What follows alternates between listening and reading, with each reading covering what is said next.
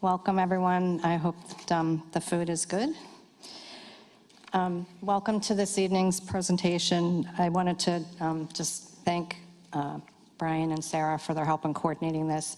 My name's Martha Wright. I'm the Executive Director of the Worcester District Medical Society, and they are leaders of our Medical Student Committee, so thank you. Just so that you all know, if you need, the restrooms are outside to the right over here. We're going to hold, I think, questions till the end. Is that right, for each section? And I just wanted to make mention quickly before the introductions that the Medical Society has a pretty robust scholarship program for medical students. Sarah's here in the audience, not to point her out, but she was a recipient this past year. We'll start accepting applications on June 1st, and we'll accept them through the summer. So if you want more information, just visit our website, WDMS.org, or call the office or come on by. So, excuse me. So I'm going to introduce tonight's speakers. First, Dr. Gail Galletta. She's a professor of emergency medicine at UMass Chan. As a first-generation college student, Gail is self-taught in financial literacy.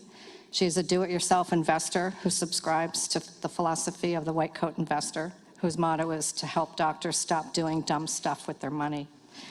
Gail has lectured locally, excuse me, on financial literacy and nationally on how to afford a sabbatical. In 2012, Gail took a 2-year leave of absence to live and work in Norway and was instrumental in getting emergency medicine approved as a primary specialty by the Norwegian Minister of Health in 2017. By living below one's means, paying yourself first, investing in broad market mutual funds, and insuring against catastrophe, Gail Galletta will show you how to save for a comfortable retirement and provide you with resources to further your journey in financial literacy. Our next speaker is Jennifer English. I'm thinking most, if not all of you know her as the Director of Financial Aid here at the med school. She's as a 25-year veteran of the financial aid world. She appreciates the variety of backgrounds and experiences that each of the students bring to the medical school. She spent her undergraduate years at Mount Holyoke College and at the University of Edinburgh, Scotland, studying literature and history, but found her passion when she was first hired to answer phones at the Worcester State University Financial Aid Office. In the intervening years, she occupied several positions within the WSU Financial Aid Office, including serving as interim director, prior to joining the team at UMass Medical Chan Financial Aid Office in the fall of 2022. Jennifer enjoys hiking and reading historical fiction and debating the merits of different budgeting apps. Welcome, Jennifer.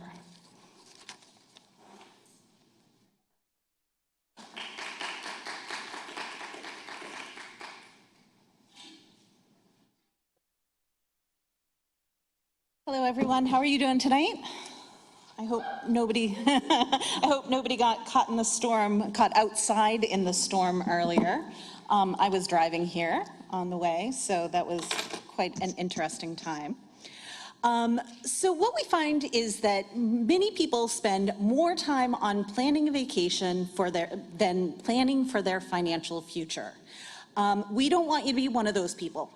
So if you don't already have a plan for managing your student loan debt, we're going to help you jumpstart that process. To do this, we're going to dive into the topics listed here so that you have the information you need to make the right decisions at the right time during repayment. It may all seem a little bit overwhelming right now, but developing a strategy for repayment is the first step towards successfully repaying your student loans, and that's what we're going to help you do today. It's important to know the details of your debt because only then can you make the best debt decisions.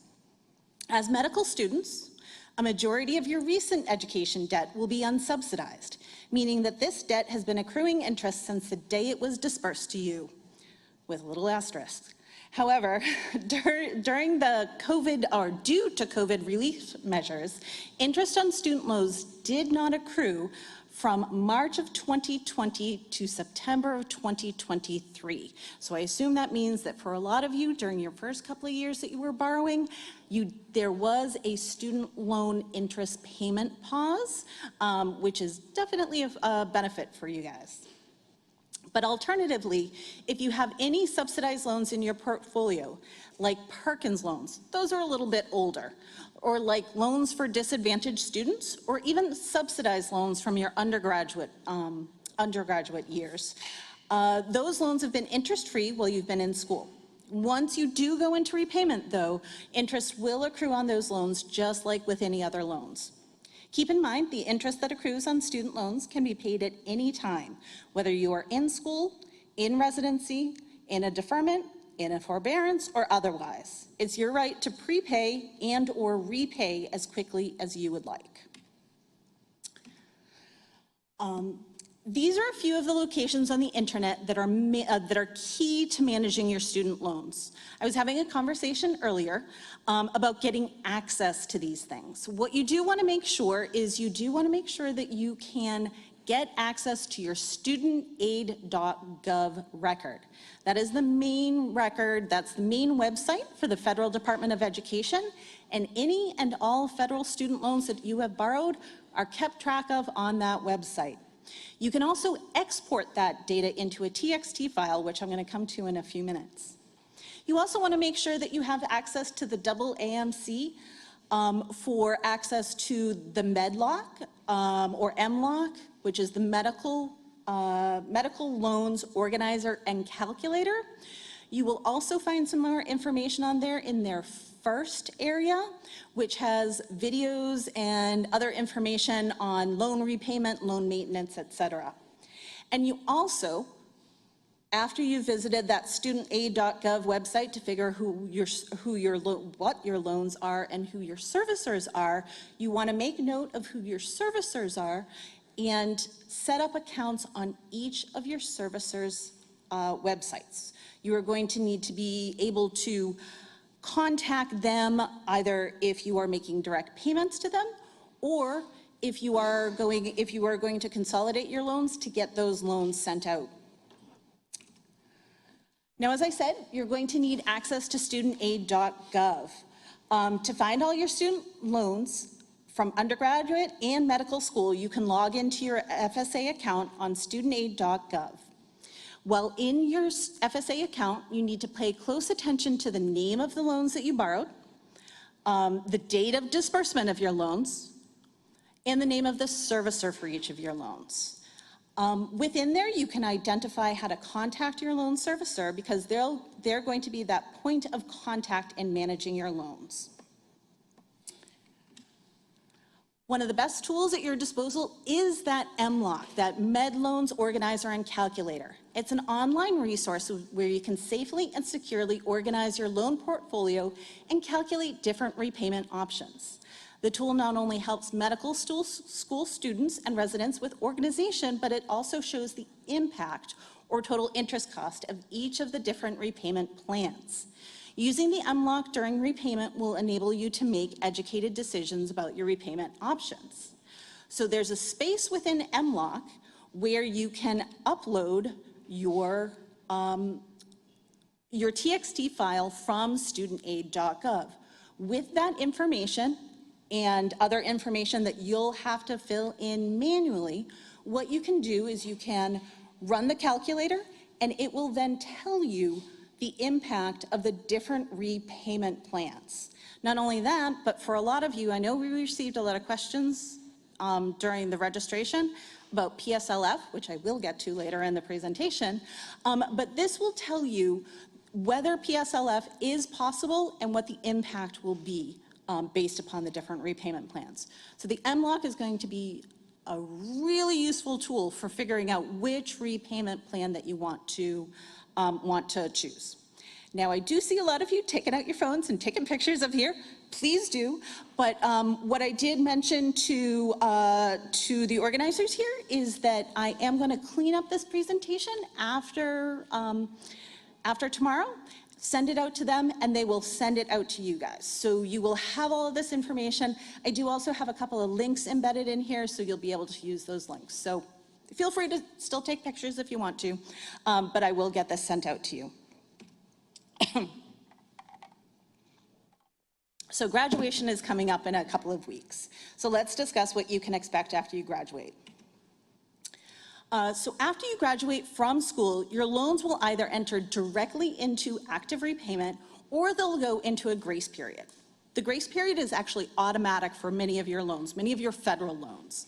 No application is required and will begin as soon as you separate from the school. So as soon as that graduation date happens, we report out to the federal government that you are separated, and they will start the clock on your grace period. Now, during the grace period, the subsidies on all federal loans will remain active.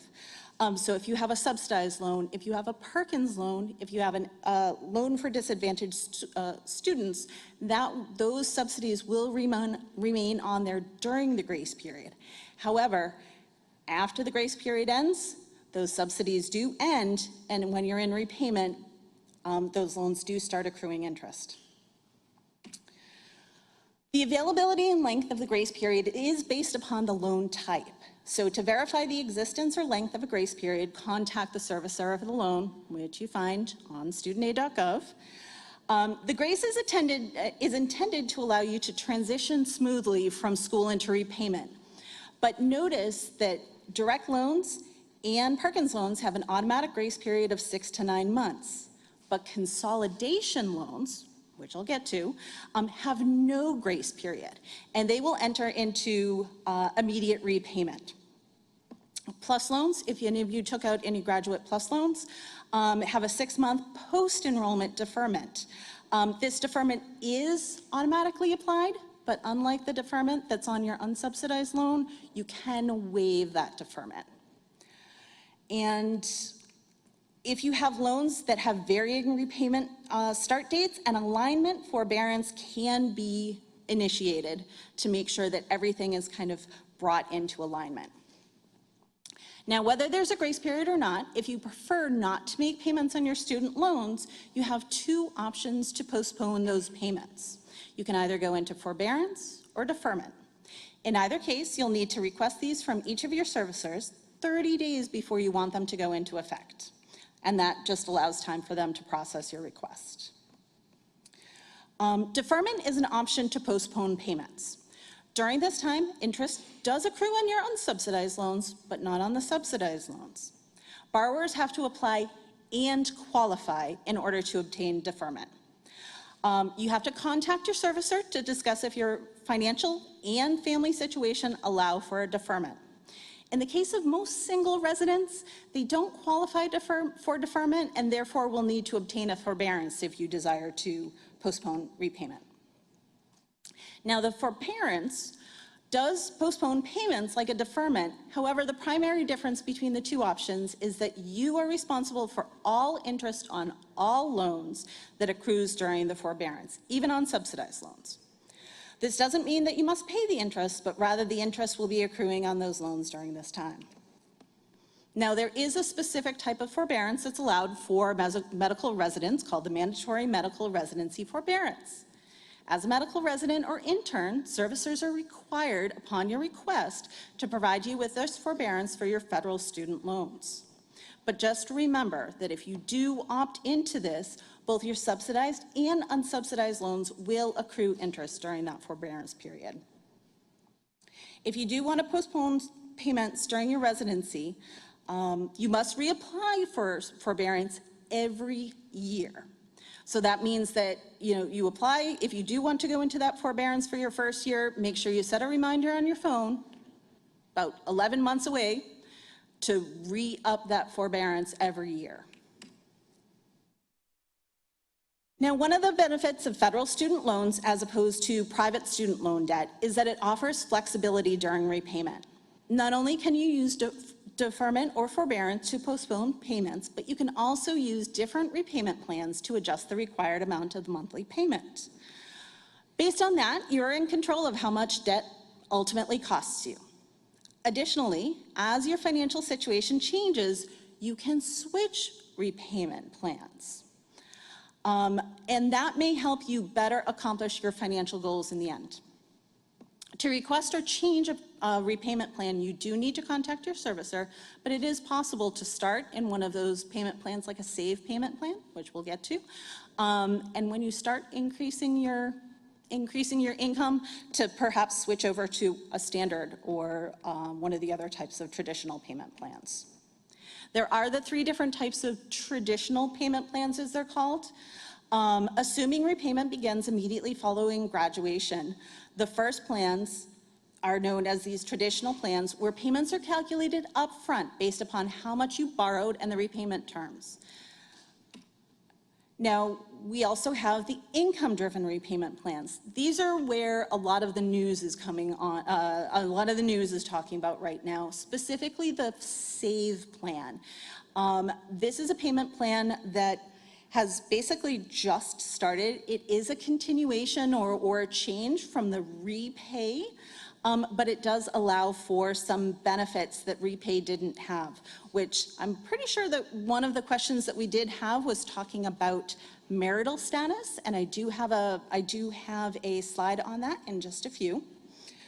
But our SAVE plan, basically it is going to, whoops, let me move on to my next one.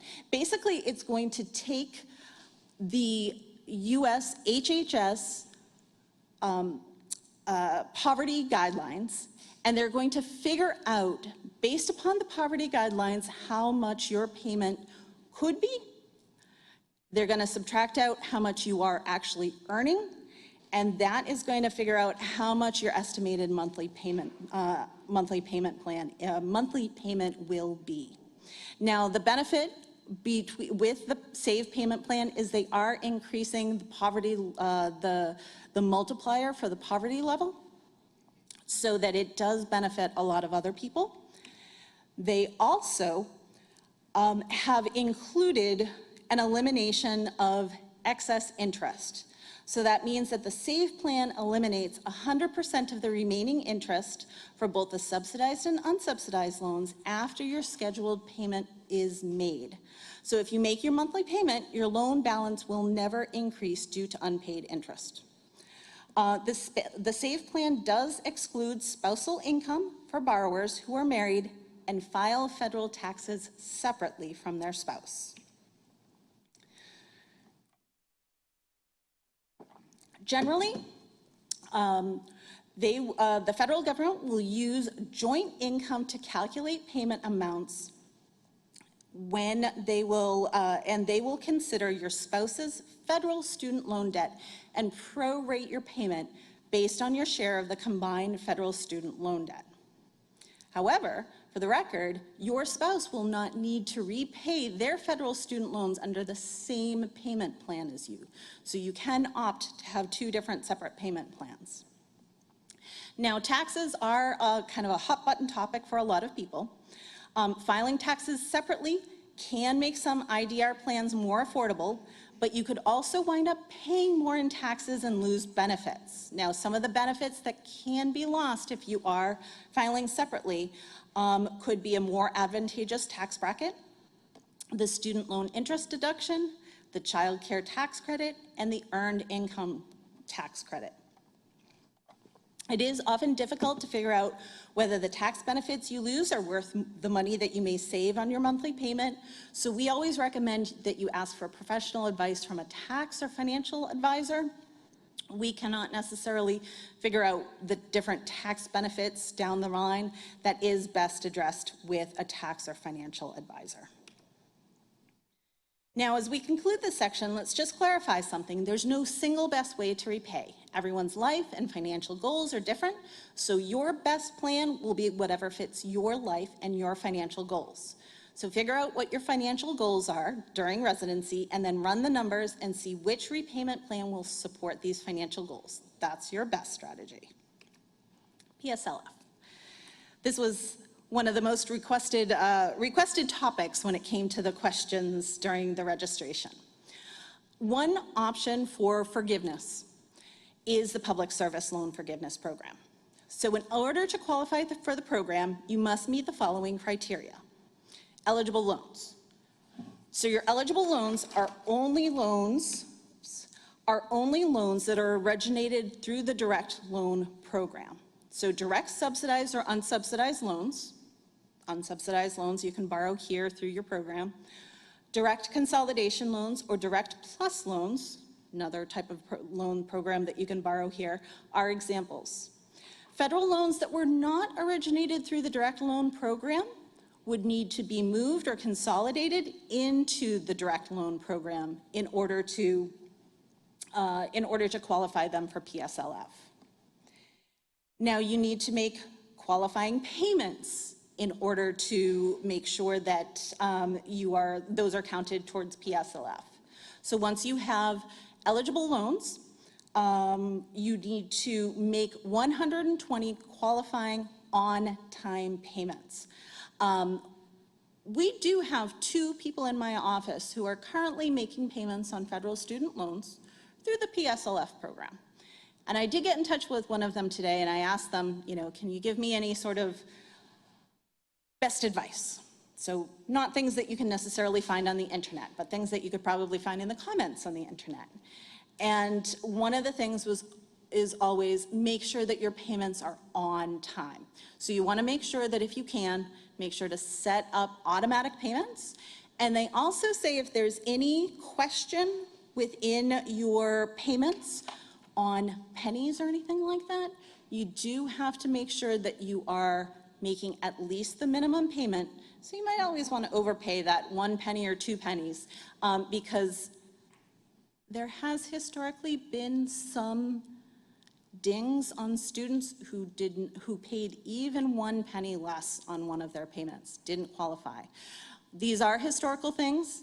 They have been corrected since, but it is still something that kind of lingers in the back of the mind of a lot of PSLF students who are within the PSLF program right now. Now, a qualifying employer. This is something that you do want to check out before you start the PSLF process. It's not something that I know off the top of my head, every one of them, but where you really want to go to search and see if your residency would qualify is on the PSLF help tool. Again, let's go back to that studentaid.gov website. That's going to be your source for all things PSLF. There is a PSLF help tool on there, and one of the very first things when you land on that page is a search tool. So you can type in where you will be going, where you will be working, and you can see if it is already qualified as a PSLF eligible institution. They do also have the option, if you think it should be considered, you have the option to put in the request for them to review the institution that you're going to be working at. Now, the second bit of advice that they mentioned is that it is an annual process. So it's not a one and done thing. It's not like you can apply for PSLF and that will continue on until all of your payments are made. You do need to make an annual application or an annual recertification for your PSLF program to make sure that it remains in good standing. And the recommendation was, kind of like earlier, set that reminder on your phone. 11 months out, 1 month before the anniversary expires, you want to make sure to start on the process, because not only do you have to fill out part of the process, but you will have to get the recertification from your employer every year. And that can take some time. So it's a recommendation to give yourself about a month for that reapplication process. Now, some of the littler questions that a lot of people ask is, do payments need to be consecutive? Not necessarily. So if you leave one job and are entering into another job, if there is a gap in between, those payments that are still required in between may not count towards PSLF, but you can pick up again when you enter into a new job. Now, with the SAVE program, the second question is one that comes up. For some students who are enrolled in the SAVE program, they actually qualify for 0 or close to 0 payments. Do those qualify? Yes, they do. And then how likely is it that you're going to be approved for PSLF? It's a matter of meeting all those check marks on the PSLF checklist. So making sure that you do your application, making sure that your employer qualifies, making sure that you're making all those monthly payments. The process is still a little on the slow side. It may take a while for you to see the results of any application, but we do recommend that you keep maintaining your paperwork, keep maintaining that recertification so that it turns over every year. And PSLF, will it ever go away? Students are concerned about this. The current climate that we see is that it will remain, but it is definitely something that is legislated by our Department of Education. So that means that they are in charge. However, when they do make changes, they typically make changes that are for loans that are originated and dispersed from that point forward. So that means that you are in essence grandfathered in to any changes that might take place. I mentioned the checklist, simple enough. Make sure that you work for that qualifying employer. So go onto that help tool, make sure that your employer is going to be one of those, or put in a submission for them for a review for your employer. You do need to make sure to file your tax returns. So we are past April 15th at this point, but you can still file your taxes for 2023 if you did not. That will be an annual thing that you have to do. There is, within the help tool on studentaid.gov, you need to complete the PSLF form and then request certification from your employer. And this is my little bit of advice. When you are doing that, you want to make sure that it gets sent to the HR department of your employer, not to the financial aid office. I do get from time to time students who want me to, or borrowers who want me to certify their employment, and unfortunately that's not something that I can do, so I have to send it back to the federal government, send the request back to the federal government, and then it has to be reissued to the HR department. Now, consolidation, I mentioned before that in order to qualify, in order for your loans to qualify for PSLF, they do need to be within the federal direct loan program. So that means that if you have any outliers to that, if you have any loans, any older loans, like loans that were taken out through the FEL loan program, Perkins loans, or the loans for disadvantaged students, those do need to be brought in to the direct loan program. So consolidation is an option for you. The one thing that you want to do is you do want to make sure that you are reviewing the information, the results of consolidation before you actually commit to consolidation. Because what they're going to do is they're going to take a weighted average of all of the interest rates for your federal student loans. So you just want to make sure that you're weighing the pros and cons of that before you actually commit. Now, it's definitely a benefit because in some cases, you can have multiple servicers. So consolidations can bring all of your student loans, even multiple different unsubsidized loans, can bring all of your student loans into a single loan servicer. It means that you can be eligible for pay or repay. If you have any of those outlying student loans, you might not qualify for pay. I have to update this slide because it's pay or save, or other types of IBR, income-based repayment plans, and that eligibility for public service loan forgiveness. Now, I believe a lot of you, if not all of you, are going through graduation right now. Do we have anyone who's post-graduation at this point yet? Okay, good. For those of you who have already done your exit counseling, you probably recognize a lot of this. So I did a little bit of adding and subtracting to the presentation that we do during exit counseling, but I'm just going to bring up that this is your general timeline over the next couple of months. If you haven't completed your exit counseling by this point, please make sure to contact us to complete that exit counseling. We do need your personal data sheet to make sure that all of your information is current with us. We do need your contact information. In the next couple of months, you're going to be going through graduation. Congratulations. You do want to consolidate if you want to, if you do choose to do that, and then you can go through that enrollment in payment plans. And then by the end of the year, you will be looking at submitting that PSLF form and recertifying any income information with your servicers if you qualified for an income-based repayment plan. Now, just because you graduate doesn't mean that we in the financial aid office go away. Even after graduation, we still continue to be a resource. So please reach out to us, even if you have questions down the line. You can reach out to us for more customized information so we can pull your loan data and actually look at it in more detail and walk you through working with the MLOC. Best method for doing that is to reach out to us at financialaid@umassmed.edu. You can either send an email directly to there with a request for a particular meeting, or by sending an email there, you can also get a link for our Zoom office hours. I have to assume that some of you have probably talked to Maria in our office over the years.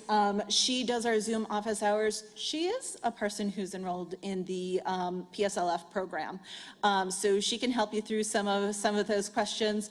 And if she cannot, she's going to refer you out to either myself or one of the other counselors in the office.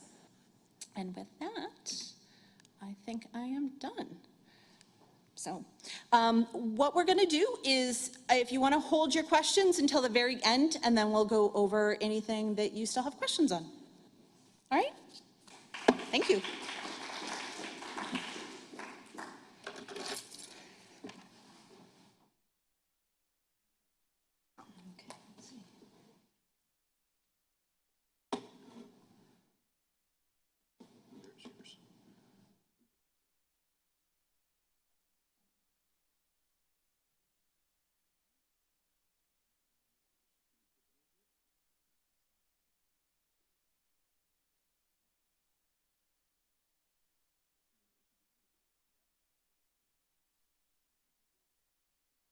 And I advance with this. Okay, hello everyone. I'm Gail Galetta. I'm one of the emergency physicians, professor of emergency medicine here. What are you all? Yay, ER. All fourth year medical students? All right, and what? No, third year medical students? Just started, so rising fourth years and soon to be graduating students, right? Okay. I want this part can be interactive, so if you have any questions, feel free to jump up and down, ask questions. And what is it that you're all hoping? I read some of your questions, but is there anything burning, like what are you hoping to get out of this lecture? Do you have any financial literacy? Did you get your white coat investor books?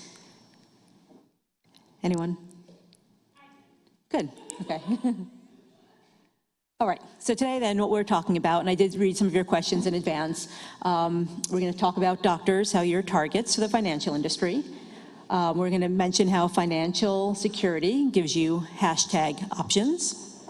We'll talk about budgeting. We're going to talk about bad debt, emergency funds, retirement, life insurance, disability insurance, buying a house, which was a question a few of you had, what net worth is, and things that you need to be thinking about doing now. All right, so when you get your MD degree, you're also going to get this on your back, okay? Jane Smith, MD. You're gonna have all the financial advisors calling you up. You need to be careful because a lot of these people who you think are financial advisors are actually insurance salespersons. So you have to be very careful and think twice or get advice before you sign up for very expensive things like whole life insurance. There are lots of people who have been targeted, and I'm going to talk about one of them in particular in just a moment. Okay, FIRE versus YOLO. Have you heard of this? Okay, FIRE is financial independence, retire early. These are the people who want to retire by the time they're 40. They come to free dinners like this and bring bag lunches home and reuse their Ziploc bags, which I think is great because I'm very much pro-environment as well. But these people will wind up going to the grave with millions of dollars. So that's one extreme. The other is you only live once, or YOLO. And those are the people who say, I could die tomorrow, so I'm just gonna put everything on my credit card. And those are the people who, when they're 70 years old, they're eating Elpo.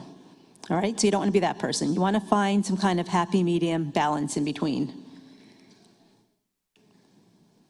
All right, this is just a quick slide of how much medical student loan debt you all have. This is from a couple of years ago, so it might even be a little bit more. But this is the good news. This is how much you all will make as physicians. Can you find your specialty on there? The surgical specialties, plastic surgery, orthopedics. Anyone from there? Anyone going into ortho and plastics? Great. And then emergency medicine's in the middle. But we do shift work, but I think it's the best lifestyle. If you break it down, emergency physicians actually get paid the most per hour that they're in the hospital. So you have the most time off. One thing I want to mention back about YOLO as well. Do you all follow Dr. Glaucomflecken? So he's a little bit more on the you only live once kind of spectrum, because he had his out-of-hospital cardiac arrest, almost died. His wife resuscitated him. Have you all heard that story? Yeah, it's an amazing story. So if you haven't seen it, I know ASAP anyway, he was the headline speaker for one of our conferences a couple of years ago, and both he and his wife spoke about that. We got to hear the 911 call, so it's quite amazing if you haven't heard that already. All right, so there's a wide range. So the surgical specialties at the top here, and the pediatrics and primary care and preventative medicine, unfortunately, down towards the lower end. But even among these specialties, there's a lot of variation within the specialty. So you can be a primary care doc making, $180,000, or you can be a primary care doc making $350,000. So it's a wide range. So you can negotiate and do geographic arbitrage and get to a place that maybe reimburses you a little more money. All right, so I'm a big fan of The White Coat Investor. And this Jim Dolly, who wrote the White Coat Investor book and who gives them out for free to every first-year medical student, he was actually taken advantage of when he was either a medical student or early on in his residency. Somebody sold him a whole life insurance policy, and he thought this was a friend. There are some insurance companies that go out, and part of their training when you start working for them is they're supposed to go to their friends and family and sell them policies. So you have to be careful that you're not being sold insurance policies that you don't need. They also have a spin-off company called studentloanadvice.com. And I know a lot of you all had very individual questions, like how should I approach my student loans if I'm married, if I'm going to get married, if I'm single, if I'm in a high cost of living area, if I'm on a low paid specialty. Well, for $579, you will get an individualized one-on-one consultation, and they will lay everything out and go over all of your options. So if I were you and I had $300,000 in student loans, I think $579 would be money well worth spending to get the personalized, individualized advice on how to manage your student loans. Oh, and so the motto for White Coat Investor is helping doctors stop doing dumb things with their money since 2011. So Jim Dolly, who started the White Coat Investor after he got taken advantage of by the insurance companies, made it his life's mission to help educate other physicians and stop being taken advantage of. All right, a little personal story. I mentioned this in the introduction. When I was 12 years out of my residency here at UMass, I actually took a leave of absence and moved to Norway with my family. My husband's Norwegian, we had 3 kids, and we wanted our kids to experience living in another culture. I had never taken a study abroad year, and I kind of was itching to do that. But in order to do this, I had to basically, quit my job here, take a leave of absence, and move over to Norway without being able to have a job because there's no reciprocity between the United States and Europe. So we had to live off savings for an entire year. I bought some hair clippers and I clipped my kids' hair. They complained about it. And now my youngest is 19 and she's doing a gap year in Norway. And she was complaining to me about how expensive it is to get your hair cut there. So I said, well, now imagine that times 5, and that's what I was going through, and that's why you were protesting. But part of the point is that you can spend money on what you want to spend money on, but you can't spend money on everything. So I know there was some questions some people had about moving to a high cost or a very high cost of living area. Well, that's great, but that's going to be what you spend money on. You're not going to be able to spend money on cars or vacations or private schools if you go to a very high cost of living area. So you basically have to make decisions on what's going to give. My year leave of absence wound up turning into 2 years because they didn't have emergency medicine in Norway at the time. And then they heard that there was an emergency doctor living on a potato farm teaching swimming lessons. That was me. And they recruited me to help start up a pilot program in Norway's first emergency department.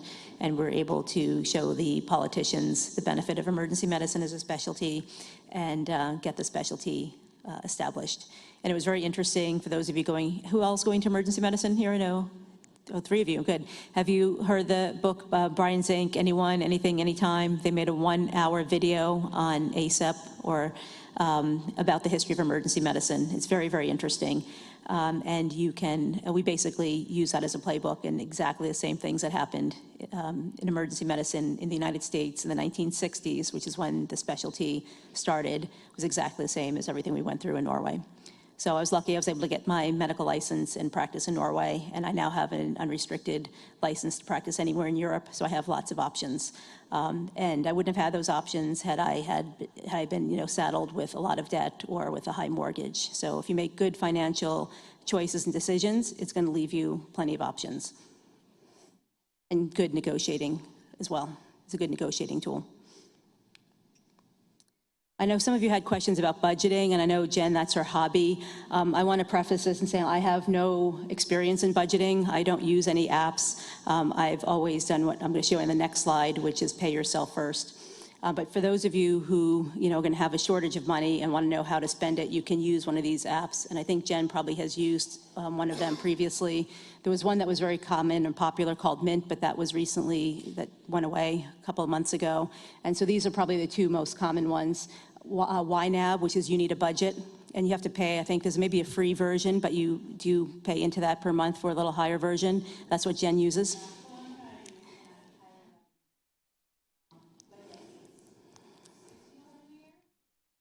Okay, $60 a year, so quite cheap if you need to do that, and if you're the type of person who needs to see where every dollar goes. And a lot of gurus will recommend making sure that every dollar is assigned a task. The other one that's common is called Every Dollar, and this is the one by, I'm blanking on his name now, Dave Ramsey, who is basically, his mission is to help people get out of debt. He's a little bit, not as much geared towards physicians. I would recommend more the White Coat Investor, but that's another budgeting app that you could use. So what I do is the pay yourself first, which basically means that I take all my disposable income and figure out what I need to, well, I pay everything I need to first. So I don't have student loans anymore, but if I had student loans, pay those, the mortgage, whatever, the car payment, if you have a car payment, which I don't recommend. I recommend buying your car for cash. So everything that needs to be paid, money into retirement funds, and then basically whatever's left over is what you can spend. So I think it's much more flexible. I've never done spreadsheets or anything. We basically pay all of our bills, and then whatever's left over, we figure out what we're going to do with that. If we're going to, upgrade our cars or take a vacation, buy a cabin in Norway, which we did. All right, some docs do live paycheck to paycheck, even some attending physicians. When I moved back from Norway, I couldn't get a job here immediately because there was a hiring freeze, so I wound up getting a job down in Rhode Island.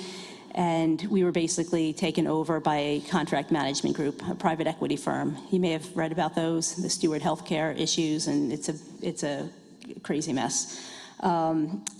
But Team Health came in and wanted to buy up a contract. I'm like, I'm not going to work for Team Health. So I said no, I refused, and I had an emergency fund saved up, so I was able to walk away from the job. But some of my colleagues couldn't. One of them was an emergency physician married to an endocrinologist, out of medical school for at least 10 years. And between the two of them, they were living paycheck to paycheck. They had 2 kids in private school, taking horseback riding lessons, probably had a horse, had a sailboat, had a cabin, did everything, and they were basically spending all of their money, and they had no backup. So they were pretty much, they had no choice but to stay on with this contract management group that has a history of taking advantage of their doctors. So I would advise not living paycheck to paycheck. Okay, a quick note about bad debt. I think we all know credit card debt is bad debt. Credit cards should not be used for credit. They should be used if just for ease of payment. You need to pay them off every month. I made a mistake when I was in residency. There was one month that was particularly tight, and I was maybe $50 short. So I figured, okay, I'm just going to, not pay that $50, and that'll carry over to the next month. And what I found out is it's not just that $50 that you wind up paying the 18 or 20% interest on. It's everything else you put on the card after that. So the entire bill for the following month had the 20% interest, not just the $50. So fortunately, I did this when I was a resident, and it really was only probably a couple $100, so a small mistake. Dr. Dolly calls it stupid tax. So I learned a lesson, but hopefully you all can learn from my mistake and not do that. Don't do credit cards. That is a financial emergency, and you should have an emergency fund so you don't carry a balance on your credit cards.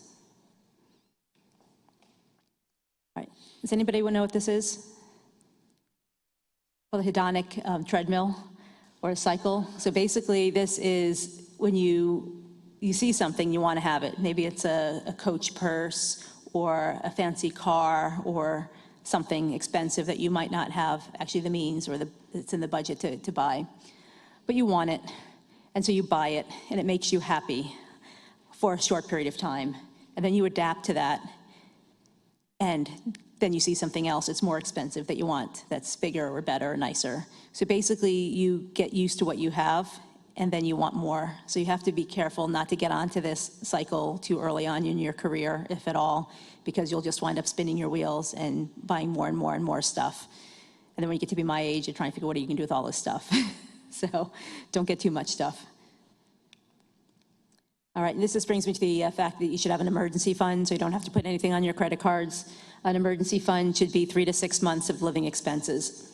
It's important to have this as you're early on in your careers, in case your grandmother gets ill and you need to buy a plane ticket to Iowa at the last minute and it's expensive, or if your refrigerator dies or your car needs repairs, so that you have money that you can use for those expenses and not have to put that money on credit cards. It also gives you flexibility, 3 to 6 months. That's typically like credentialing time. So if for some reason you lost your job or whatever, or if you get disabled and there's a waiting period, you have some money to live off of. It makes things much easier so you're not living paycheck to paycheck. All right, now we're going to switch gears a little bit and talk about some retirement savings. I know there are some questions about this. Have you all heard about traditional versus Roth IRAs? Is this new information to anybody? Okay, so basically a traditional IRA, you get tax breaks up front. So when you're your peak earning years, like I am as an attending physician, what I do is I make contributions to my retirement fund, and those contributions get subtracted from my salary, so I don't get taxed on that. But what's going to happen is when I go into retirement and I start taking that money out, that money is going to be taxed when I take it out in retirement. Okay, but the thought is that I will be in a lower tax bracket in retirement than I am currently. When you are not in your peak earnings years, so when you're students or residents, students, you may not have any money or income, but if you had a side job or hustle or something, babysitting or teaching some lectures or something, then you could put that money into a Roth. So when you're not in your peaks earning years, what you can do is you can contribute to a Roth IRA, and this means that you've already paid the taxes on that money. So you put the money in, and that money is going to grow and accumulate over 40, 50 years, and you're never going to pay tax on that money or any of the earnings again. So Roth IRAs are very, very beneficial as part of your tax strategy and retirement strategy. So now when you're not making much money, you want to try, if you have any extra money as a resident, to put money in a Roth account. Okay, a little bit here about the Roth. It grows tax-free. No RMDs means required minimum distributions. It probably doesn't mean anything to you all now. It's more when you get closer to retirement. When you have a traditional retirement account and you turn, I can't remember exactly the age, but it's like 65 or 70, you have to take distributions. Even if you have enough money coming in from jobs or other accounts, the government makes you take a required minimum distribution with a traditional IRA, but that's not the case with a Roth IRA. So it's a very good tool to use for savings. Also, any of you have children? One person has a kid. How old is your child? About a year and a half. So you might be thinking about starting 529 for your child, saving for their college. You want to make sure that you're saving for your retirement at the same time, because your child can take student loans, but you can't take loans out during your retirement. And when your children get to be old enough, so my kids are teenagers now, or in early 20s, they have jobs, and so anything that they make, say make up to $6,000 or $7,000 for 2024, I can contribute that to a Roth IRA for them if they have earned income, and that goes directly into a Roth. So compounding interest, as you know, the earlier you start saving, the more that you'll earn in the long run. Medical students were at a bit of a disadvantage because we have a bit of a delay. You can't start earning money until you're in your 30s, whereas some of your friends from high school may have started earning money and saving money in their 20s, so you're a little bit behind the 8 ball. Okay, this is about compound interest. This is Einstein. He said, compound interest is the 8th wonder of the world. He who understands it earns it, and he who doesn't pays it. You all understand what compound interest is? Is that like a new term to anybody? Okay, so compound interest basically means if you have money in an account or in a retirement account, you're going to earn interest on that. And then the following year, you earn interest not only on the money that you put in, but also on the interest that you earned. So it compounds and it grows in a very nice curve and makes a lot of money. So if your returns are 7.5%, your money should double every 10 years based on compound interest. It's also a problem, though, if you borrow money and put it on a credit card, because that's also compound interest, but in the wrong direction, and people are making money off of you. So make sure you use compound interest to your advantage and not to your disadvantage. This is just a little bit of a historical graph on the stock market since its inception in 1870. This is how a dollar would have grown since then. And you can see that her trajectory is basically upwards. So a dollar in 1870 invested in the stock market would be worth 19,000 or 20,000 US dollars at this time. There have been peaks. There have been the Great Depression. Let me see here. I don't have a pointer, but there have been times when the market has been down or bear markets. The important thing is not to get worried and pull all of your money out because it will recover. And this is a slide here just to show the compound interest. Money put in at year 0 at 7 or 8% here will, compounded monthly, will give you $200,000 after 44 years. That's an initial investment of $5,000. So that's how compound interest works. All right. A little bit about the cycle of the stock market emotions. So at the beginning here, all the way on to the left, is optimism. And as the stock market goes up, people get really excited and euphoric and say, I want to buy more stuff. But have you all heard the economic term, buy low and sell high? This is kind of the opposite. You know, as the stock market's going up, everybody's getting really excited and wanting to buy stuff, but that's when everything's really expensive. And then when the stock market goes down, people get really anxious and upset, and they try to sell what they have in their funds, and they'll wind up selling at the low point. So this is what you do not want to do. You want to take the emotion out of your investing. It should not be like gambling. Right, so what you should do is you should plan on saving 20% of your income, and that will give you a very comfortable retirement. I knew nothing about finances when I was in your seat. We didn't have any kind of student loan repayments. I kind of dabbled a little bit in real estate, and I bought my first house when I was an intern, and I was very lucky, our timing, because the market was going up. And I basically, when we moved here for my attending job, I rolled my student loans into the mortgage because the mortgage rate was cheaper. So that's how I dealt with mine. Okay, so people have some questions about when you have retirement funds, what should you invest in? Are you familiar with the different investment companies like Fidelity and Charles Schwab and Vanguard? Those are the big 3. And if you go with any of those, so if you're looking to start a 529, you can do one that's state specific because you might get some state tax breaks. But if you're just looking for a place to start a Roth account, you can do it in any of those big three, and you won't go wrong. So that's, again, Charles Schwab, Vanguard, and Fidelity. So for my kids, we opened up the Roth IRAs for them at Fidelity. They have 0 fee mutual funds, and these are broad mutual funds. So basically, my kids are invested in the total stock market. So they own a little bit of everything. And that is, you don't want to put all of your eggs in one basket and buy individual stocks, like Enron. Does anyone remember Enron? Big energy company. And these poor people who had all of their retirement funds in this one particular company, and they went bankrupt, they lost all their retirement savings. So that's something you do not want to do. You want to be diversified, and you can do that by just getting any kind of broad, diverse, total stock market fund. And the other thing you can do is you can get a target retirement date fund. because when you're young, as you saw back on the trajectory of the stock market, how it goes up, and you have 40, 50 years ahead of you to save for retirement, or maybe not that long, but 30, 40 years to save for retirement, it should be, the stock market should be much, much higher 30 years from now than it is right now. So as you get closer to retirement, you want to be a little bit less volatile in stocks, which is equity in company where you own part of whatever company you're buying stock in. Those can go down, and you don't want it to crash like right before you retire.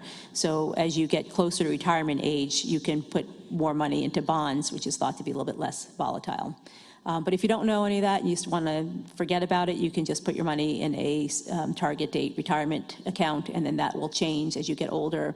And they'll do this with 529s as well for college savings. Start out with like total stocks, hoping to make more money, and then as you get closer to the age where you're going to take it out for college or for retirement, it has more bonds to be less volatile.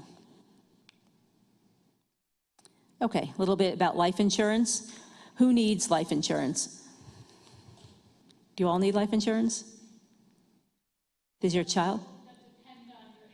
Exactly. If anyone depends on your income, then you need life insurance. If nobody depends on your income, you don't need life insurance. If you die tomorrow, your student loans, anyway, your federal runs anyway, will be forgiven. You will be on the hook, or your family will be on the hook if they sign for any of the parent plus student loans. But most of you will not need life insurance until you have a dependent, or if your spouse perhaps is dependent on your income. Okay, and then there's term versus whole life insurance. Term is the kind of life insurance that you want. It basically says that you're going to pay a certain amount per year, and you're going to be guaranteed a certain amount, say $1 million or $2 million, if you die within the next 20 years. It is more expensive for men because men die younger than women, so men will have to pay more for life insurance. Whole life insurance is thought to be mostly an insurance scam and is meant to be sold and not something that you need to purchase. There's some very, very niche needs for whole life insurance. So say you owned a farm, or say you owned a medical practice, and you died. The only way for your family then to get the money out of your business, your farm, or your medical practice would be to sell the practice, and maybe your partners don't want to sell a practice. So that would be one particular reason to get whole life insurance. But the vast majority of people do not need whole life insurance. And if somebody's trying to sell you whole life insurance, or variable life insurance, or universal variable life insurance, they keep changing the name, so you don't know what they're selling you. If it's anything but term, I would make sure you get a second or third opinion. You can also crowdsource and put the question out on White Coat Investor, Facebook, Reddit, whatever, and you'll most likely get answers to run away. All right, so when do you want to lose money? Hopefully on life insurance, term life insurance, hopefully you won't need to use it. And also, hopefully, let me see this. His daddy can't talk. Look who knows so much, huh? Well, it just so happens that your friend here is only mostly dead. There's a big difference between mostly dead and all dead. Please open his mouth. Now, mostly dead is slightly alive. Now, all dead, well, with all dead, there's usually only one thing that you can do. What's that? Go through his clothes and look for loose change. Okay, so you want to lose money on disability insurance. So you want to make your contributions and not need to use it, is my point. Let's see if I can advance here. Okay. So, what is your most important asset? Anyone? The house? Yourself, yes.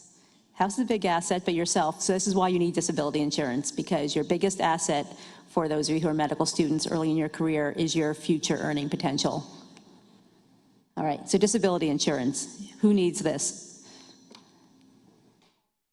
All of you. Okay, there's a 25% of you being disabled during your lifetime, so much higher than dying. I mean, everyone eventually dies, but You need to purchase this as a resident, because if you get disabled during residency, you're still on the hook for your student loan payments and saving up for retirement and everything else and your living expenses. It needs to be own occupation. So if you're a surgeon and you can't practice surgery, you need to have a disability insurance that says that they'll pay you if you can't be a surgeon. You can go back and retrain and be a psychiatrist, perhaps, but if you have own occupation, they're going to pay you out whatever you purchase. It's more expensive for women. So again, life insurance more expensive for men because you're more likely to die, and it's more expensive for women because women are more likely to be disabled. It's more expensive in certain states. So California, Florida, Texas, New York is more expensive. So if you're a resident in a cheaper state and then you're going to get a job as an attending in a more expensive state, you should, all the more reason to get it as a resident. It is more expensive with age and illness. So if right now one of you has an illness, a multiple sclerosis, for example, and you don't have disability insurance, in order to get a policy, they're going to exclude any disability that you have currently. So you don't want to wait until you get a disability to apply for the insurance because they will not pay for that. You also want an individual policy that's portable. So here as a physician at UMass, I have disability insurance. But if I lost my job or if I moved jobs, I wouldn't be able to take it with me. And then I wouldn't be able, if I developed some sort of disability, injured knee from skiing, perhaps, that would be excluded in future disability policies. So you want to get it while you're still young and insurable. It doesn't help to wait. You may not have much money as a resident to pay for disability insurance, but you can get an insurance policy that has a future rider, so you can increase it later. That can be written right into the policy. And anytime you have questions of where do I need to go to get disability insurance or financial advisor, for example, go to the White Coat Investor website, and they have a recommended tab. And basically that's been vetted by thousands of other white coat investors and physicians and people who are or were in your shoes. So if somebody is not ethical, they'll be taken off of that right away. So that would be a really good resource and places to go for disability insurance quotes. Just a story about one of my colleagues who was out with an injury. He was out for maybe 6 months with an orthopedic injury, and they were really nice to him. He told me, he's like, they called up and said, I know this is a difficult time, and don't even worry about paying your, the monthly payments this year. You can start, don't worry about it. And then they never reminded him after the year to start paying on the policy again. So then they dropped him, and he had to get a new disability insurance policy. So be very careful when dealing with insurance companies. All right, there were some questions about should you buy a house? Was anybody here in the room who had that question when you registered? Yeah. So I happen to like real estate, and I've been very lucky with real estate. The White Coat Investor doesn't recommend buying a house during residency because you're not really in a stable situation. And when you buy a house, there are a lot of associated costs, like closing costs, and it often takes 3 to 5 years in order for you to recoup those costs. There's always going to be variability, so if you buy during as the market is heating up, so if you bought a house in 2019, right before the pandemic, you would have seen the price of your house, go up astronomically, and that would have been a very good time to buy. But we never really know if now is the right time, because everything's kind of hindsight is 2020. I did buy a house when I was an intern, but I did my internship in Detroit, and I had a dog, and I was going in there by myself, and I needed to have a doggy door, and I couldn't live in an apartment. But in Detroit, I was able to buy a house for $63,000, and my salary as a resident at that time was like $45,000. So I knew that it was still a very small portion of my salary. I happened to meet my husband a month after moving there in a bar, and he was from Norway, and he wound up moving in with me. And our payments for my house, for the mortgage, for the taxes, and for the insurance totaled $500 a month. And we split that 2 ways, so $250 per month.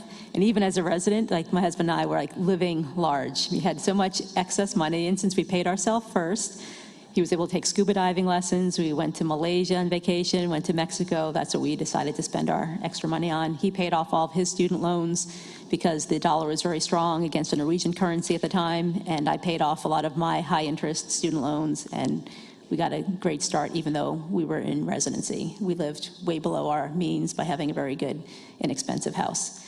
And then I sold it 3 years later when I moved, after residency, when I moved here, put a for sale by owner sign, and the neighbor bought it as an investment property and sold it for like $85,000. So I had a nice little chunk of money from the amount that the house increased in value over those 3 years. But that is not typical.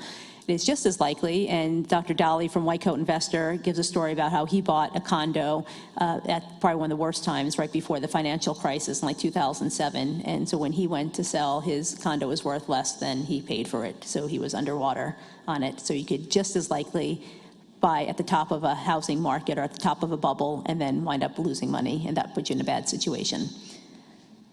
Also, most attendings change jobs in their first 2 years. So be careful if you're not in a stable, personal relationship, for example, and you're not in a stable job, or you don't know if you're going to like the job. Be careful about buying a house because it is more difficult to unload a house. So if you're not sure if you're going to be in the area, it's better to rent because it's much less risky. You shouldn't spend more than 2 times your annual salary on the house. So that should be like a rough guesstimate. If you're moving to a high cost of living area or very high cost of living area, like the Bay Area in California, New York, DC, you're not going to be able to get something for 2 times your salary. But if you decide to move to a high cost of living area, it means that you're going to have to cut back in other areas because you're going to be spending more money on your house. Other people do what's called geographic arbitrage, and that's kind of what I did by going to Detroit and also by coming here to central Massachusetts. I had a job offer in San Diego, which was very tempting because, why not? San Diego, the weather's great. But we went around with a real estate agent and said, how much do you want to spend on a house? And this is in 2000, so I'm dating myself, so 24 years ago. And my house, again, in Detroit, cost me $63,000. And so I tell the real estate agent, like, well, $400,000. And that seemed like a huge leap to me. And she said, well, $400,000 will get you a rundown house in a bad neighborhood. And she showed us a example of a $400,000 house in San Diego in 2000, and it was a slum house. Neighbors had couches on the porch and washing machines on the porch in the backyard. So it was a dangerous area, and so we decided not to go to San Diego because it would be too expensive. So we came out here to Massachusetts instead. All right, and there was also a question on the registration about physician loans. Have you all heard about that? Okay, so for those of you who decide that you want to buy a house, typically, again, the guideline is not to buy any more than twice your salary. And then you're supposed to put 20% down on the house. But the problem is if you all, as residents, don't have money to put 20% down, or even as a new attending, you won't have 20% down, you might want to get what's called a physician loan, and they will give you a loan for a larger amount because physicians are typically a very safe bet. So mortgage companies and banks, they don't want to lose their money. They don't want their person that they're loaning money to default on the mortgage because it's a pain for them to have to kick you out and unload the house. They're not in the housing business, they're in the mortgage business. But physicians historically have been very responsible about paying back their loans. Therefore, they have this special physician loan because we're reliable. We also have a large amount of debt. So if somebody who wasn't a physician had the amount of debt that you have and don't really have any paychecks yet, they wouldn't sell you a house, but since you're a physician, they'll do that. And they'll give you a larger mortgage and they'll give it to you less than 20% down.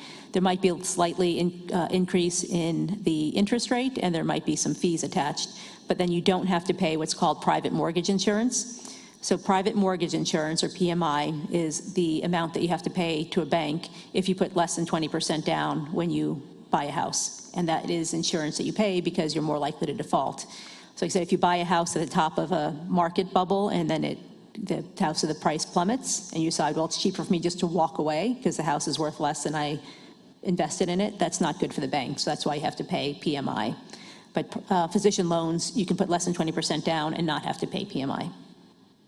Okay, clear as mud. Any questions about that? Any further questions about real estate? No? Okay. Okay, and what does it mean to be rich? Is it the car you drive? What is it? So some people who look like they're rich or you think are rich may not actually be rich.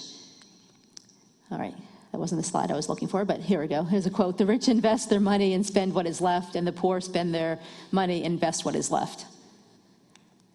All right, so what's rich is your net worth. So basically, you can determine your net worth by adding up all of your assets and then subtracting all of your liabilities.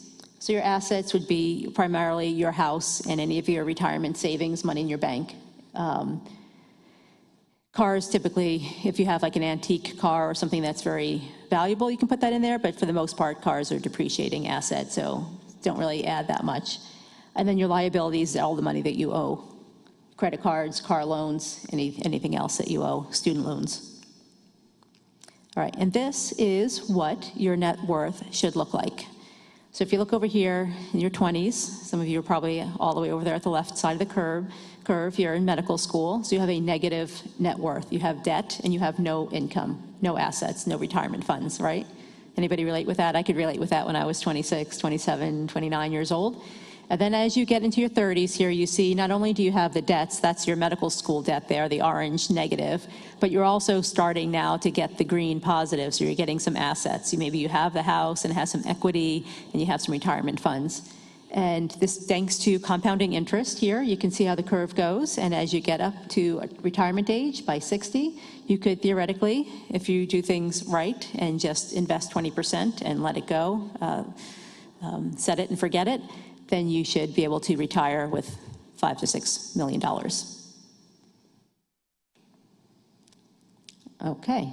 And some of you had questions of what should I be doing now. Now, as medical students, I think the biggest thing is not to take out any extra student debt that you don't need. Some people will take out student loans and use it to go skiing or take a vacation somewhere else, and that might not be the smartest use of your student loan money because you will be paying interest on that. So the most important year is actually your first year as an attending. You won't have that much money as a resident either to invest. Hopefully you're maybe just making your minimum student loan payments if you're going for PSLF. Maybe you have a side gig as you become a senior resident. Maybe you're moonlighting as an anesthesiologist or something and have a little extra income. You want to live like a resident for the first couple of years as an attending. So you don't want to have that lifestyle inflation or that hedonic treadmill that I showed you about earlier. Try not to inflate your lifestyle immediately. So the first year out of residency is a good time to make sure that you are practicing good financial skills. And personal investing is personal, right? Everybody's going to treat it differently. So there's a lot of psychology to personal finance.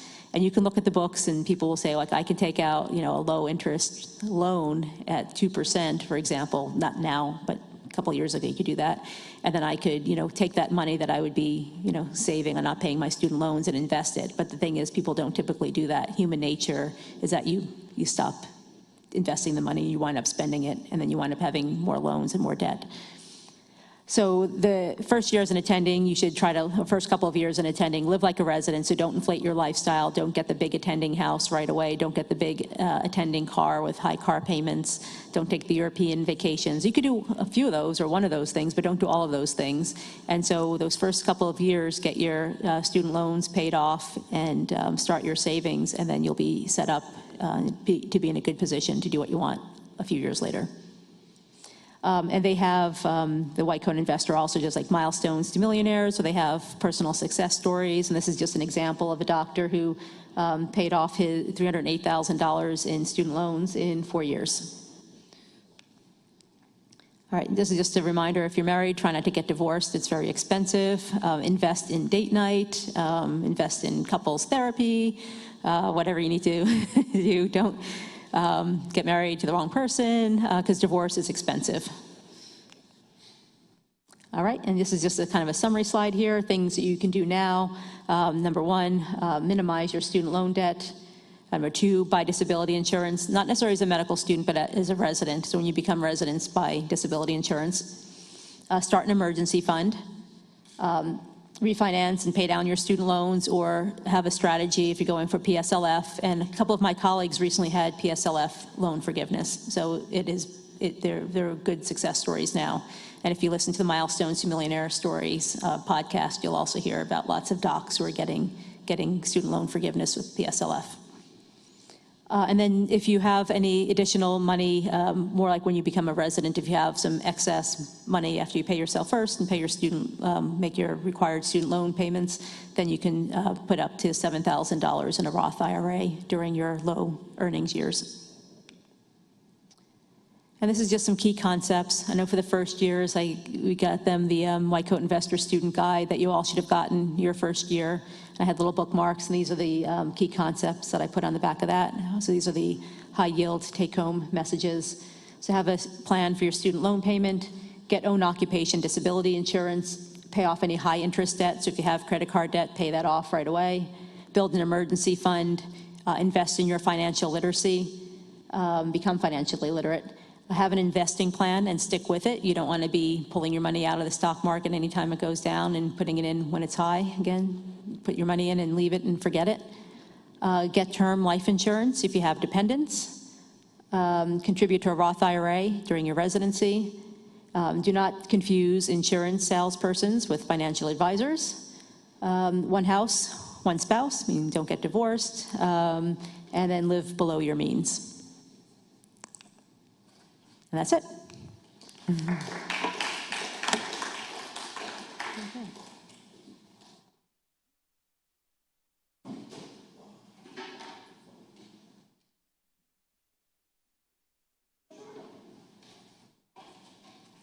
Okay, so we're going to do Q&A, but first I just have a few questions that were in the registration that might be a little specific, so if you don't have like an exact answer, that's totally fine, but just want to do my due diligence for people who wrote in specific questions. So one is, and I don't know if they're for either of you, but whoever wants to tackle it. One is for students with private loans from undergrad in large amounts, not eligible for SAVE or PSLF. How do you recommend managing repayment on resident salary? Unfortunately, you are correct. Private loans are not eligible for PSLF. They're not eligible for a lot of these income-based repayment plans or anything like that. The only advice that I can give, at least when it comes to managing student debt, especially if there are private loans that you have perhaps from a couple of other individual lenders, you can do a private loan consolidation to bring those all into a single servicer and a single payment. That's definitely beneficial over having multiple servicers, multiple payments. But unfortunately, when it comes to the private student loans, there are not a lot of the benefits that you can get like PSLF, so. Yeah, one thing, have you all heard of the debt snowball or debt avalanche? So the Dave Ramsey one is a debt snowball. So if you have lots of debts, what you're supposed to do is you're supposed to take the one that has the smallest total dollar amount and then pay that one off. You're paying all your debts as you're supposed to. You pay that one off first, and then any payments that you would have made for that, then you put to your next smallest debt. And that is to help with the psychology of finance so that you're paying off a small one and you feel enthusiastic. It's like, wow, I have one less debt to pay off now. But that doesn't make mathematical sense. Like I said, personal finance is personal. So that is kind of the psychology of finance. There's also the debt avalanche, and that one is where you actually pay off the one that has the highest interest rate first. And that's what I did when I had some student loans that weren't that weren't subsidized. I paid off the ones that had the largest interest rate first, and then used the extra money to pay off the lower interest rate loans. And then I bought a house and rolled it all into the mortgage. But you unfortunately do have to pay back those private loans. Great, thanks. Okay, I'll kind of bundle the next two together. So how should you decide whether to pursue PSLF versus go into private practice? And then just in general, investing in the market versus paying off loans aggressively? Okay, I'll take the second one first. So that's a common question that's asked, do I pay down debt or do I invest? And the answer is yes. There's no one right answer. It's kind of like that fire versus YOLO. There's a continuum, and you need to do both. And you can, it doesn't really matter which one you do first. So you can do 50-50. You can say, I'm going to, you know, if I have an extra $1,000 this month, I'm going to take $500 and pay down debt, and I'm going to invest the other $500. Or you can say, I'm super debt adverse, and I want all the debt to be gone because I'll be able to sleep better at night, and I want to do that. And you can put the whole $1,000 just to debt. It doesn't really matter which one you do because you have to do both of them anyway, and it doesn't really make that much difference. And then the first one was PSLF versus private practice. And that is another good one that student loan advice would be able to help you sort out if PSLF is even the right thing for you. Some people who are in high-paid specialties, you're going, although plastic surgery, you have a 7-year residency, so it's 7 of the 10 years already you're paying. But you might have a really lucrative, you know, offer, and you might just say, I'll just take my first year's salary and pay off my student loan. So it's all very personal. That's pretty much exactly what I would say, is that it's all going to be based upon your personal preferences and, you know, what your projected incomes are going to be. Great. Next one is emergency funds. Are there any good emergency options for residents? The example that this person gave is that they ended up needing to use financial aid resource during their time at school here for like emergency money. Is there any sort of equivalent for a resident, like an emergency resource they can go to? An emergency fund is basically an emergency fund. It's savings, and again, it's 3 to 6 months worth of savings. If you have a little bit extra, it's good to have something in the bank. It could be a checking account. You know, when you're a resident, you may only have a few $100s. If you start getting more than a few $100s, hopefully a couple $1,000s, you want to have it somewhere that you can easily access it. So you can get like a high yield savings account online, like Ally. Sometimes they'll pay like 5% interest now. The interest rates on savings is going up.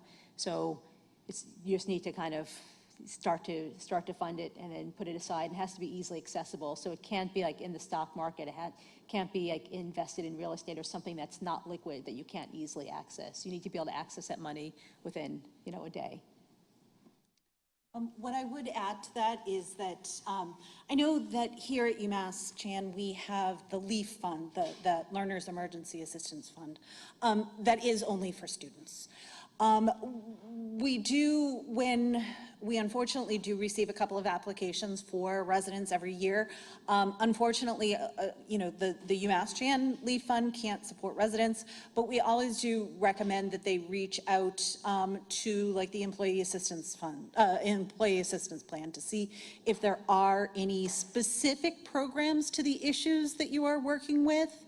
You know, if it's a housing emergency or something like that, that may be something. And again, wherever you wind up, you know, contact the HR department or employee assistance programs to see if there are unique programs there that can assist you. But when it comes to an emergency fund that's going to give you, you know, $2,000 to cover your first month's rent, or, you know, $750 to cover a plane fare or something like that. Unfortunately, those types of assistance funds tend to not be available to students after they complete their initial education. Thanks. Okay, just a couple more and then we'll open it up to everyone else. I'm going to group the next two together. They're both about PSLF. So the first one is, for PSLF, taking the 6-month grace period from graduation versus immediately using an income-driven repayment to have $0 payments for the first 6 months of residency. So essentially starting your 120 payments 6 months sooner versus having the grace period, just kind of pros and cons. And then related to that, how to make sure if you do have a $0 payment, it gets recorded for the PSLF qualifying payments.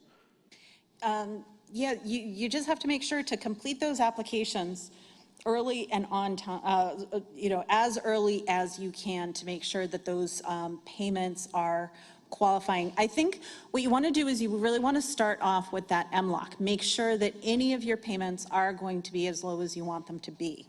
And if you do that, if you do determine to go right into repayment, to consolidate your loans, to go right into repayment so you can take advantage of the PSLF, just, you know, check all your boxes beforehand. We want to make sure that students are confirming, or graduates are confirming that your employer is going to qualify for PSLF. That tends to be one of the biggest hiccups for graduates, is making sure that that employer is going to qualify. But it's all about running your individual numbers, really, when it comes down to it. I can't do a hard and fast rule for whether you should enter into repayment right away, or whether you should take any of your deferment options, forbearance options, or just wait until, your normal grace period ends out. Great, okay, thanks. And then this last one, this is actually my question. So we talked about having multiple servicers. I have one servicer, but like 13 different accounts with them, just for all the loans I've gotten over the years. How do I make sure that when I'm making my minimum payment or whatever payment that it's applied to, like Dr. Goleta, like you were saying, the highest interest or whatever the best way to do it is? I mean, your first call should probably be to your servicer to see whether it is of benefit to combine those all into a single account. I mean, my preference, my advice to people is to always get down to as few payments as possible, and that's more just for mental comfort than anything else. Managing multiple servicers or managing multiple payments, something can get lost. So it's always best to see if you can kind of get everything down into a little bit of a funnel. So as I said, contact your servicer, give them a call, start a chat, something like that, and see whether that's something that you can get down to that single payment or single account to kind of funnel everything together. A caveat to that, though, would be if those 13 different accounts have a wide variety of interest rates, you may not want to consolidate, right? If you're going to pay off those, if you're not going for PSLF, perhaps, say you're going to pay them off yourself, then it would be advantageous to pay off the 8% loan first and save those 2 or 3% loans, for whatever, indefinitely. And that would be a reason not to consolidate, because then you can use that avalanche method and pay off the high interest ones, rather than saying, okay, we're going to give you an average interest rate of 5%, and then you wind up paying 5% over 10 years, as opposed to getting those 8% ones out of the way immediately and then dragging the 2% ones longer. Thank you. All right, so we'll open it up if anyone else has questions. There's microphones, and just make sure you turn it on if you have anything. I left them both off.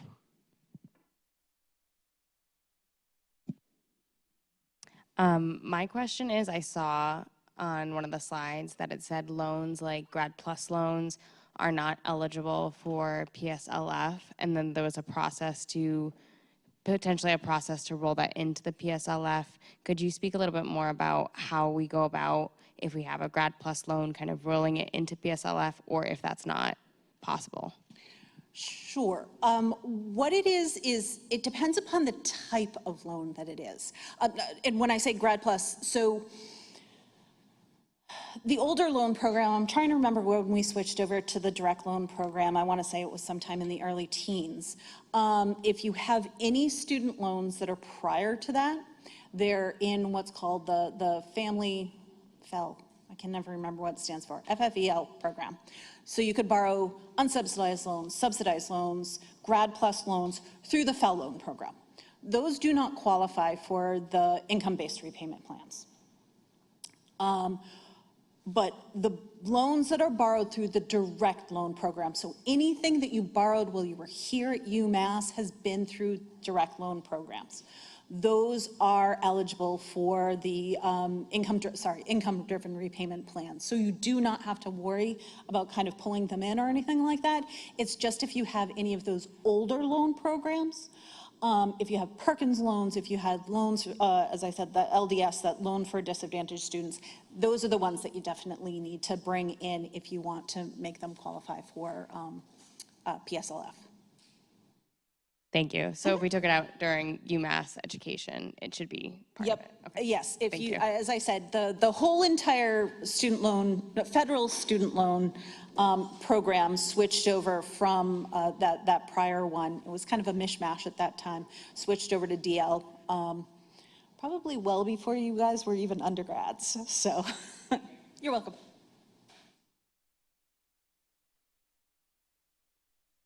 So my question's for Dr. Goleta.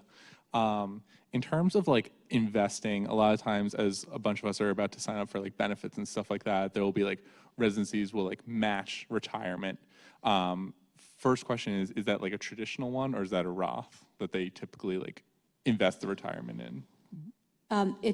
You might have the option of both. It's going to depend on your employer. Oh, okay. So if they have, you probably want to do the Roth first and max that one out, and you always want to get your match. So like your employer will contribute, double whatever you put in, whatever you're contributing, and you don't. That's money you'd be leaving on the table if you didn't contribute anything to your retirement plan. So I didn't know what I was doing when I started. I just maxed everything out.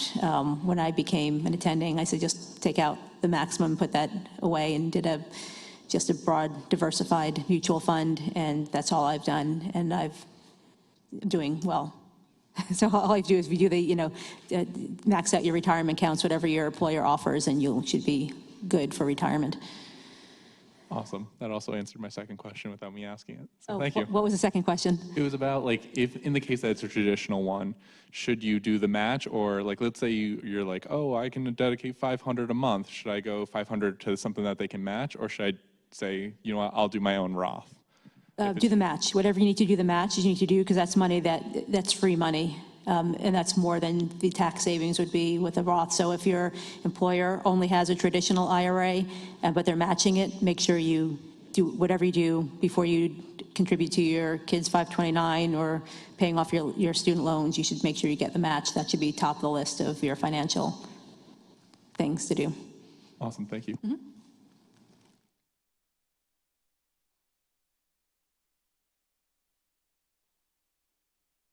Hello. Hello. All right. So high level, my question is, under what circumstances is it better to pay off the loan the traditional way, like the fixed payments, versus the income-based plan? And as an example, what I'm describing is like, when I first saw the terms of the income-based plan and how it's a percentage of your income, my first reaction was, it seems like a scam to take advantage of residents who are desperate now because they're not making a lot of money, but they're going to make a lot of money later.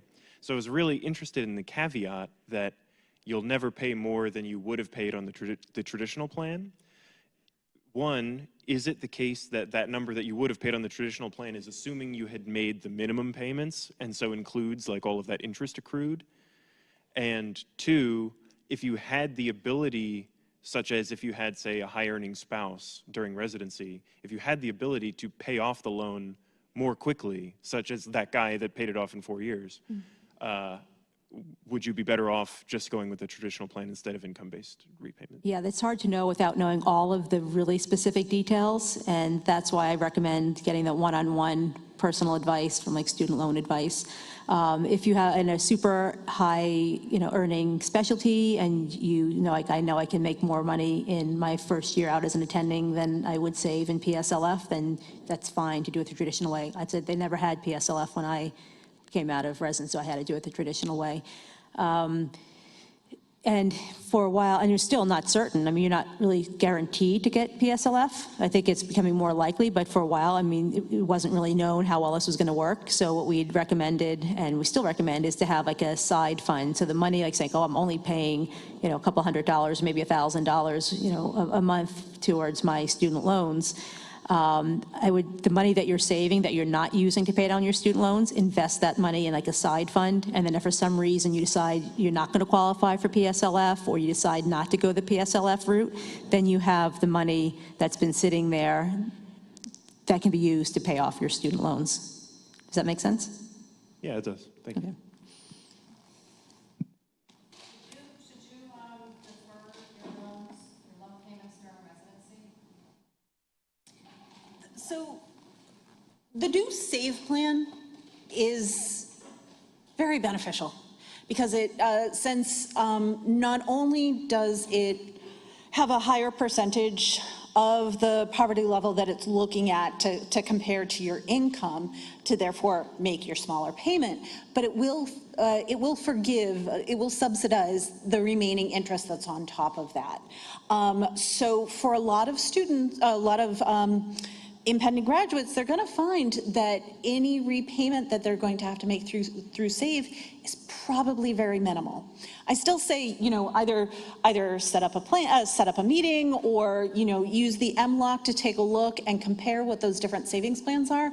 But we're finding that when we have students who actually start plugging their numbers in, their payments through the SAVE program are going to be so minimal that it's really to their benefit to kind of make those payments while they're in residency. Counter opinion? Okay. I agree with that. You want to make your payments, the minimum payments. Another question in the back or in the front? Hi. My question is, if I'm graduating in 2025, and for the last couple of years, I haven't been filing tax returns because I'm making no money, do you suggest that I still need to file them for 2024 to prepare for this? Yes, the last year of your medical school, you want to file those taxes for this year, for 2024. You need to file when you're a senior because your income is zero, so they're going to use that when they determine how much you need to pay for the SAVE program. So, and those payments, they'll probably say your payment's going to be zero because your income is so low. Half the year was as a student, half the year was as a resident. So your income is going to be way below poverty level, and you won't have to make any payments, but those zero payments will still count towards your PSLF. Oh, love that. Thank you. Right? Okay. Sorry. I have a question about I had a bit of confusion during my exit counseling about how interest gets, or if it ever gets added, accrued interest over the course of your medical school. When does that get added to the principal, and if ever, and when, if I should try to pay off that accrued interest before starting residency.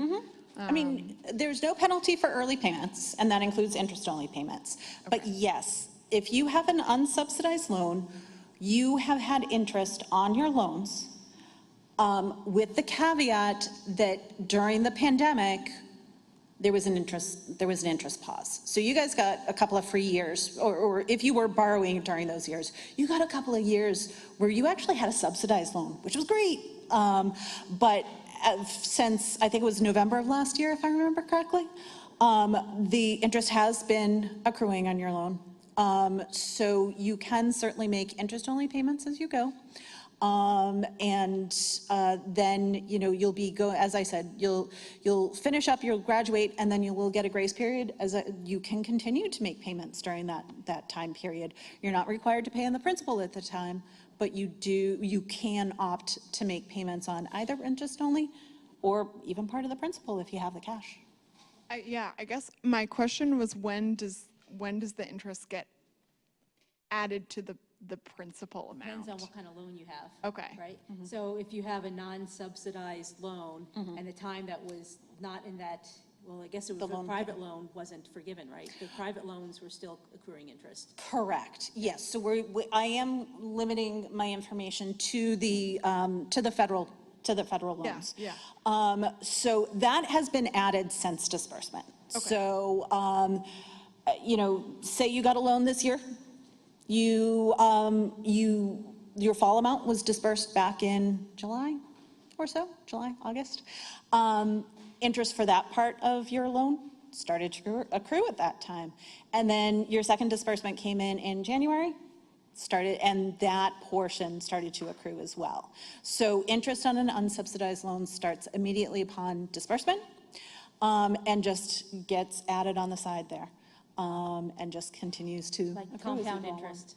Compound interest, like you saw on the slide, on the bad, Right, okay. on the receiving end of it. Okay, I thought there was a portion where they talked about, it's just compound. I think I misunderstood Yeah, so what it's not they were uncommon. talking If you about. graduate medical school with $300,000 in debt, when you finish your residency, you might be $400,000 in debt. Yeah. Just based on all the interest that gets added Right. on.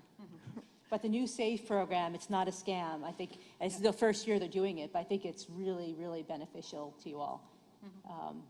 So you don't want to screw up and not qualify, not do your PSLF stuff if there's a chance that you might do it. Worst comes to worst, you start to do the PSLF process and then decide not to do it. You can just still, hopefully you're saving that money on the side, and then you can just, pay it off. And I think we keep kind of using SAVE and PSLF at the same time, which is great. But just because you're enrolled in SAVE doesn't mean that you have to do PSLF. So even if you intend to go into private practice, you know, anything that doesn't qualify for PSLF, you can still, during your residency years especially, take advantage of SAVE. So that it's not like every payment. So you can do your normal grace period, enter into repayment in the fall, and just, you know, sign up for the SAVE program and just be making those minimal payments at that point. As I said, you know, it's definitely a benefit. You know, your payment will be capped based upon, you know, that 225% of the poverty level, and then any amount of interest that's getting charged over your payment completely forgiven at that time. So that means that it's not, that portion of it is not going to keep compounding. And that's just for the public? No, that's for the SAVE program. But so if you have a private loan, that can't? No, correct. Yes, this does not qualify for anything beyond those federal student loans. Oh, yes. Are there other opportunities besides getting scholarships that will help?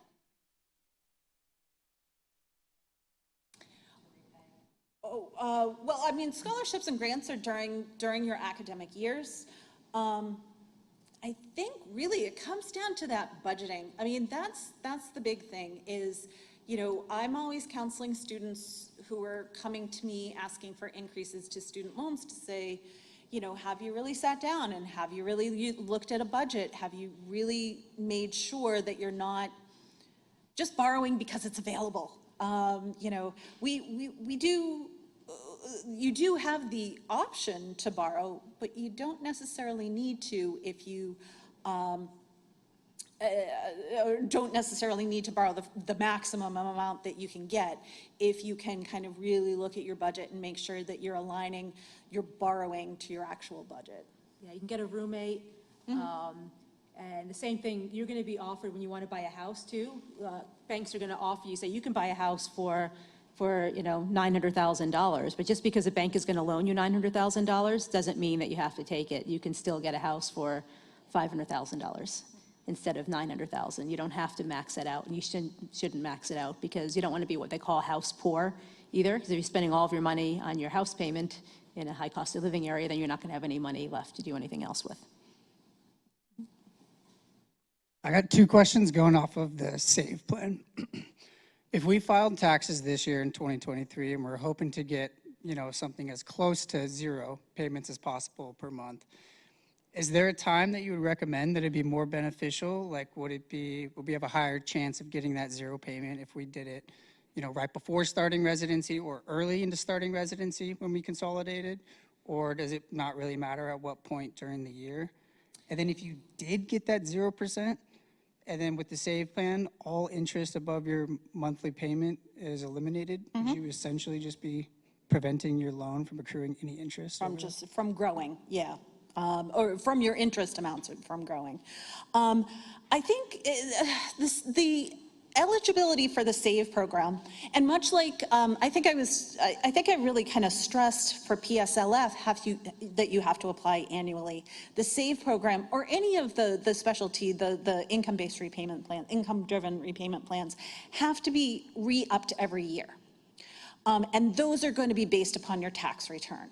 So the timing within the year might not necessarily matter so much because you are just using that tax return. So for if you're doing the application this year, anticipating that you're going to be entering into repayment 6 months after graduation, you are going to be using your 2023 tax return. So I'd say, you know, get in touch with your servicer. Make sure that you're putting in for the SAVE program or whatever else. As I said, run your numbers through the MLOC just to make sure that is the best for your plans. But you know, put in the paperwork with them as soon as you can, just to make sure that it's on file. But your repayments, at least if you're using that grace period, aren't going to start until that 6 months after graduation. Anything else?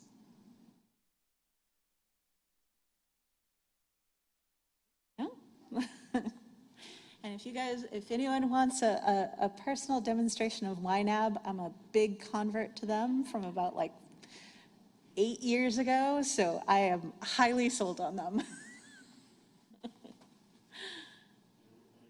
Anyone? Okay. All right.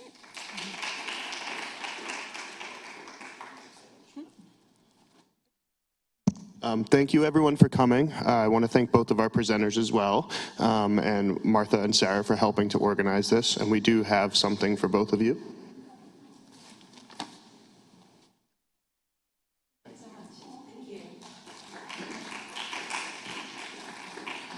This is being recorded, and we're going to post it on the WDMS website. Is that right? Okay. So if you have any questions or you run into anyone who has questions, just let them know. It should be posted sometime next week. I'll try to email at least the class of 24 and 25 when they come out. But otherwise, they should be up within a week or so on the WDMS website for you to refer to. All right. Thank you, everyone.